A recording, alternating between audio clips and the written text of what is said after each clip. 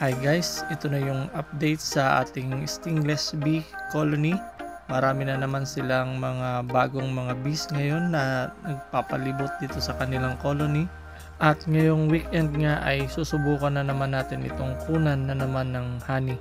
Last time na kinuhaan natin ito ng honey ay first week ng March at ngayon nga ay first week ng May. Try naman natin ito kuhaan ng honey kasi nga tuloy-tuloy yung magandang panahon, tuloy-tuloy yung init, maraming mga bulaklak na magsilabasan kaya maraming mga nakukuhang mga nectar yung mga bees natin, kaya try natin itong kuhaan ng mga honey ngayong weekend. Pero itong isa ay hindi muna natin gagalawin kasi bago pa lang ito. Makikita naman natin na yung mga baon niya ay wala pang masyadong mga laman.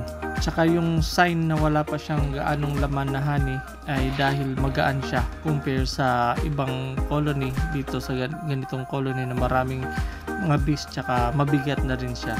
Sa pag-harvest nga pala natin ngayon guys ay idediretso na natin itong i-split. Ibig sabihin gagawa tayo ng bagong colony galing dito sa mother colony.